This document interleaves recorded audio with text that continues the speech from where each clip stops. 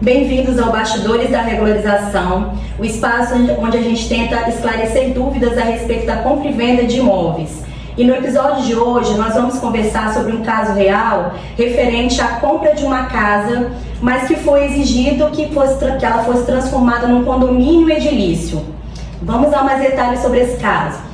Hoje nós vamos contar sobre a história de um cliente que comprou um imóvel que estava financiado ao banco, fez a transferência do financiamento para o seu nome, começou a pagar as parcelas e quando foi fazer a transferência da propriedade junto ao cartório de registro de imóveis, descobriu que o cartório estava fazendo uma exigência para que aquele imóvel fosse transferido. Por quê? Porque era uma casa de 2 andares. Só que essa casa ela tinha entradas distintas, né? Havia uma entrada para a casa de cima e uma entrada independente para a casa de baixo. Quando foi fazer a transferência no cartório, o cartório exigiu que esse imóvel ele fosse transformado em condomínio.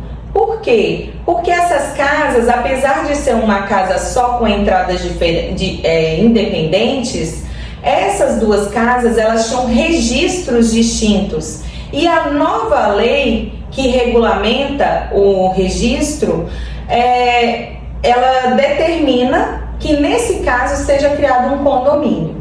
Então, nossa cliente se viu numa situação onde ela teria que fazer uma regularização daquele imóvel, transformar ele num condomínio edilício, como se fosse um prédio, só que era uma casa de 2 andares, e ela teria que fazer essa regularização no cartório, e isso, lógico, implicaria em custos, né, e várias questões que envolveram esse imóvel. Né, Cris? Como que foi esse desenrolar? Aí veio o problema, né? Um problemão para a compradora do imóvel, porque ela não tinha, o cartório, por sua vez, não quis registrar, porque estava com problema na documentação da escritura. O banco, que ela já estava pagando o financiamento, não quis repassar o valor ao vendedor. E essa situação, ela ficou assim, sem saber o que fazer. O vendedor, por sua vez, se chateou porque não recebeu, não passou as chaves do imóvel para ela. E olha que situação problemática, que imbróglio jurídico, né? Que situação financeira também, porque ela pagou por esse imóvel, né? Sonhou por ele e agora virou um pesadelo, né? Na mão dela, e ela ficou sem saber como agir nessa situação. E aí a gente se pergunta de quem é a responsabilidade nesse caso. Exatamente. Porque é uma situação super complexa. A responsabilidade é do banco financiador, que não fez a averiguação desse imóvel, a investigação desse imóvel para regularizar. A responsabilidade é do vendedor do imóvel, que não regularizou antes de fazer a venda. A responsabilidade é da compradora, porque não investigou também antes de comprar esse imóvel e precisa regularizar para poder fazer a transferência para o seu nome. Então a situação se tornou um imbróglio jurídico, porque cada um se coloca numa posição de que não é responsável.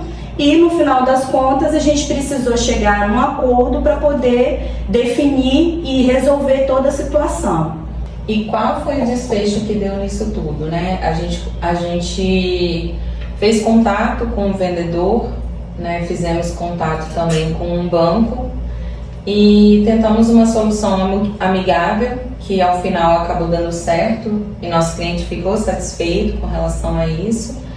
Mas houve custos envolvidos, né? Custo para regularização, que o vendedor e o comprador acabaram fazendo um acordo relacionado a esses custos para poder fazer a transferência do imóvel para o nome do comprador. E claro, gente, é importante demais, antes de você comprar ou vender um imóvel, você verificar a documentação, né? Isso é muito importante. E nós analisamos toda a situação e vimos que havia uma solução amigável, que era realmente atender os critérios legais para fazer essa mudança, né, do registro para atender a legislação.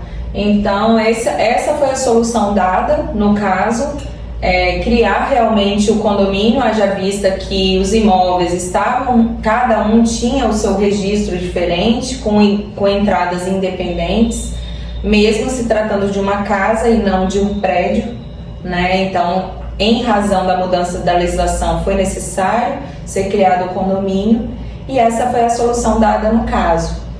E a gente verifica, né, doutora Samira e doutora Cristina, da importância que se tem de procurar uma assessoria jurídica especializada, né, um advogado que saiba orientar na área do direito imobiliário. Toda vez que você for querer comprar um imóvel, né, é muito importante para uma análise prévia do contrato de compra e venda, porque muitas das vezes a gente consegue perceber esse problema, como a doutora Cristina falou, nessa análise inicial desses documentos.